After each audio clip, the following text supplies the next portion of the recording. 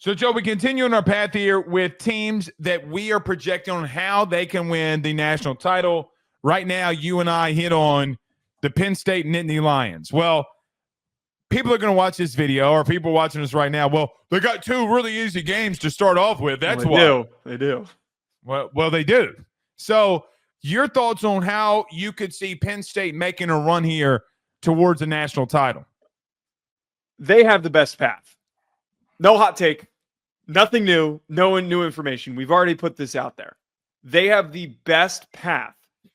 I almost think it's to their advantage that they don't have a week off, where it's almost like a beginning of the season. Like this is back to September, where your opening game is against a Power 4 opponent that gives you a competitive matchup.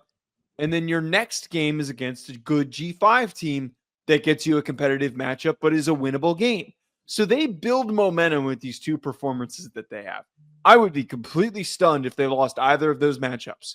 And anyone who thinks that they're going to lose to SMU or Boise State, they're lying to you. They're just throwing that out there and making it seem like they've got some take. If it comes to fruition, something crazy freaking happened, okay?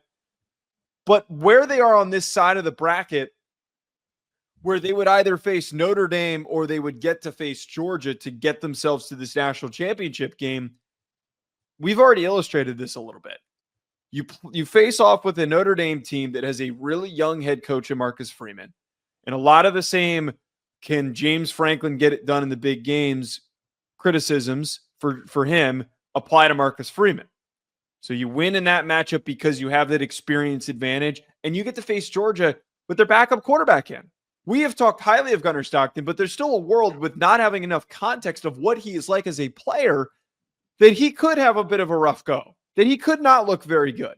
So if you match up with that Georgia team, you get the advantage to have Abdul Carter chasing down Gunnar Stockton. That should set you up for success. So the whole point of, and I think the whole way to look at the perspective here for Penn State and their path to getting to this national championship game and what it would take, there is the least amount of friction out of any of the teams that we've talked about. They have had a lot of freaking great things to set them up with this position. And I would argue if they don't at least reach the semifinal, I think that is a huge, huge failure on their part. A huge, huge failure on their part if they don't make it to the semis. Well, look, I don't know if we get to SMU tonight on how they would get to a national title.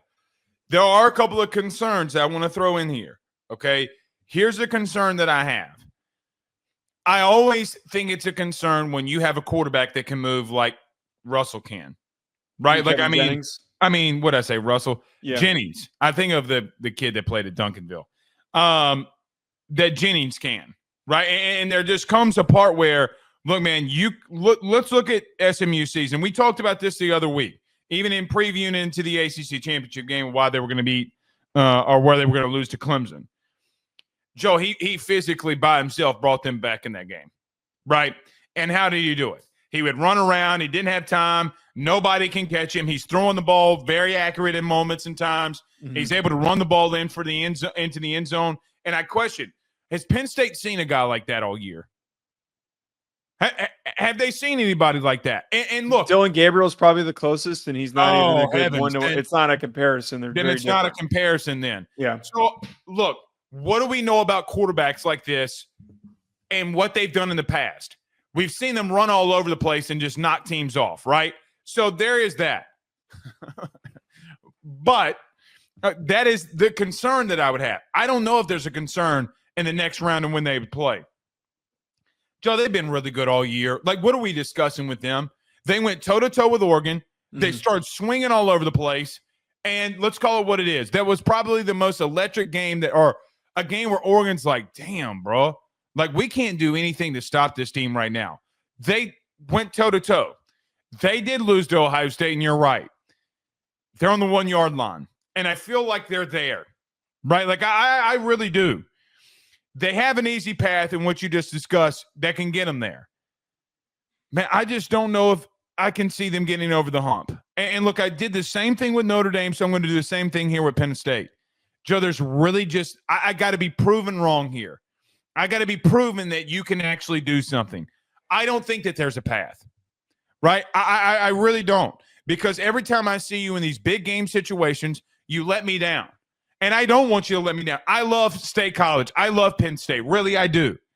But I feel like you're finding ways to lose these big games and losing these big moments. I think you can out-physical some teams. I think you proved to yourself this. You proved to yourself that you can go up against an Oregon team and trade punches. Look, the fight went to a decision. That's only round one, baby. You know that you can fight with them. Can you ultimately get over that hump? We said the same thing about Texas. I think that they're going to out-physical both opponents and the first couple of rounds, and then they'll get to Georgia, and we'll have an ultimate litmus test on what that game and what the outcome could look like. Yeah, the way that you put that in position, that I think is the right thought to have here. Is that Penn State has played as a really good team. They've just fallen short in their two toughest challenges. They're a yard line away. Yeah. They're a bad penalty away from tying Oregon and almost going into overtime. Let's just call it what it is, man. I mean, like, they have been there. It's just every single time. The score against Oregon's not reflective of how well they played, especially for the fact that they were down big early and they were able to scrap and claw to get back into that football game. They don't have teams that are really going to slow them down until they get to that semifinal matchup. They have, out of any of these teams that we have talked about, the greatest chance to make the Final Four because of who they get to face, because they have the advantage along their defensive line. It all comes down to, can you beat Notre Dame or can you beat Georgia? And they do get an advantage against both of those opponents because of the deficiencies for those teams that we talked about. Right. The ability for them here, and I would argue it's an advantage that some people would scratch their head and think, why would that be an advantage? Not finishing in your two other hardest matchups sometimes and can set up for teams to get over that hump later on in the year. I'd rather have a team not finish in the beginning of the season, face adversity, know how to overcome that adversity, to be able to look at each other in the huddle and say, guys, we've been here before. We just need to get it done this time. The fact that they've been through those situations sets them up for better success compared to some of the teams that they could see. It doesn't help that Georgia's seen a lot of adversity, but going up against the Notre Dame team that has not faced many challenges gives them an advantage. And then depending on who they'd see in the national championship game, again, they would have potentially that opportunity to learn to fight through those difficulties that they've been through. Again, and I'll just keep saying it, I think you're one of the top 8 teams in the country. Yeah, I think I can make an argument you're a top 16 team in the country. The problem that I have with you is that every time, I'm on repeat on this. Every time that you get in a big situation, you get to the 1 yard line and you send an offensive lineman in motion and you can't get in from the 1 yard line. Yeah, stop getting too cute with it. That's one thing. That stuff works great early on in the game. Right. Short yardage situations and like the important spots, just call the freaking bread and butter plays, man. Here's the thing.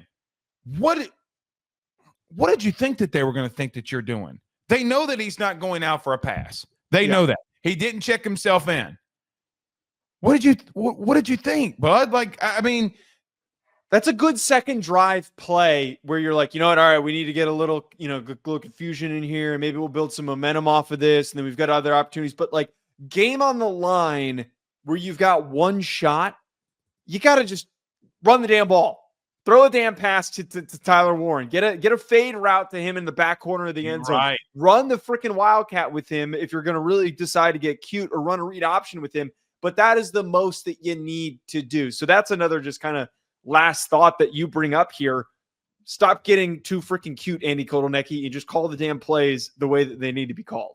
You need to do it, man. BetOnline remains your top spot for all of your live betting action and contests. NFL, college football, UFC, NHL are all in full swing.